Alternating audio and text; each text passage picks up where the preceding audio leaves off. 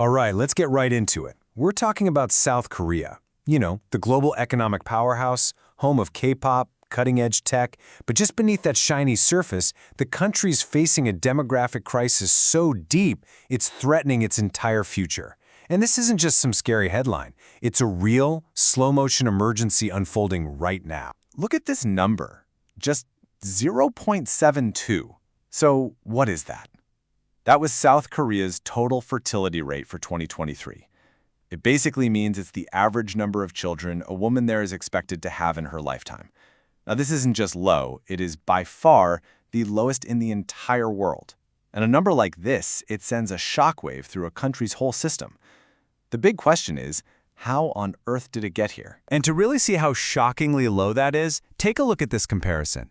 South Korea's rate is less than half the average for other developed nations. That's the OECD, which sits around 1.58.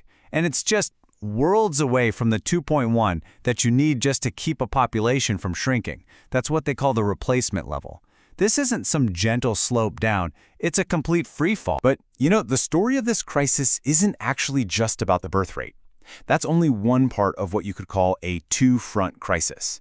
Because while the nation is grappling with fewer and fewer newborns, there's another, equally serious problem that's unfolding across its heartland. This quote from a recent report, it just captures the feeling of that second front perfectly.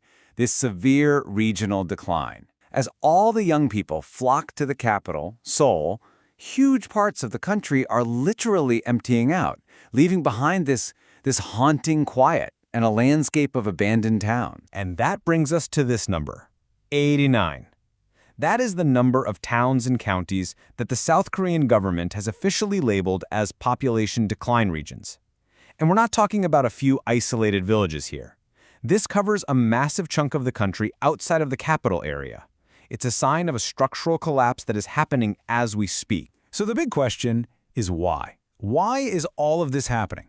Well, to get it, we really have to look at the anatomy of this decline. And the answer, it seems, is in this brutal combination of insane economic pressures and really deep-rooted social dilemmas that are just putting an impossible squeeze on young Koreans today. You can almost think of it as this economic gauntlet that young people have to run. I mean, housing prices, especially around Seoul, have just exploded. The competition to get into a good university is unbelievably fierce, which then fuels this huge private education industry, they call it sagyuk, that just drains families' bank accounts. And all of this is happening while the job market feels more and more unstable. So for many, starting a family, it just feels less like a dream and more like a financial nightmare. And then, on top of all the economic stress, you've got this powerful social dilemma. It's a clash of expectations. On one hand, you have these very traditional views that are still around, where the main responsibility for childcare and housework falls on women.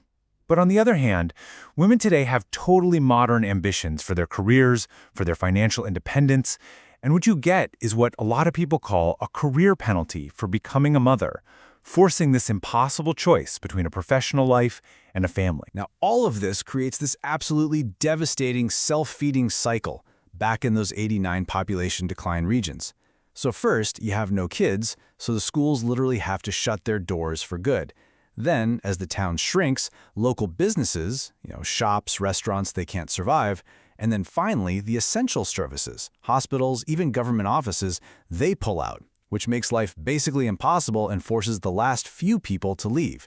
It's a vicious cycle that just hollows a community out from the inside. Okay, so with a diagnosis that grim, the obvious next question is, what's the cure? And to be clear, South Korea hasn't just been sitting on its hands. The government has poured over 225 trillion won, that's roughly $200 billion into trying to fix this, looking all over the world for different models and some inspiration. And when they look abroad, they see a few main approaches. You've got what you could call the cash model from places like Hungary that offers really aggressive financial rewards, like big loans that get forgiven when you have more kids. Then there's the social model, like in France and Sweden, which focuses more on fixing the system. Robust public childcare, promoting gender equality to make it easier to have a family. And then you have Japan, which is trying kind of a hybrid approach, mixing some financial support with a new government agency to coordinate everything. This quote, it really gets to the core of the whole debate. A lot of experts are arguing that just throwing money at the problem, the Hungarian model, it just won't work in South Korea. They say it's like pouring water into a cracked pot. The money's just going to leak right out, unless you fix the deep structural cracks first. Things like that intense work culture and the gender inequality. So when you're faced with a crisis that's this complicated, some people are starting to realize that maybe, just maybe, the old solutions aren't going to work. And this is where a really fascinating, innovative new idea is starting to bubble up. It's one that challenges us to completely redefine what we even mean by the word population. So, what is a living population? Well, instead of just counting who is officially registered to live in a place, this new metric uses big data. We're talking cell phone signals, credit card transactions, to measure the total number of people who are actually participating in a community's daily life, whether they're there for work, visiting for fun, or just passing through. It's a huge shift from a static count to a dynamic measure of a place's actual vitality. This really is a whole new way of thinking, a total paradigm shift. The old way was all about the resident population, who officially lives there. It's static.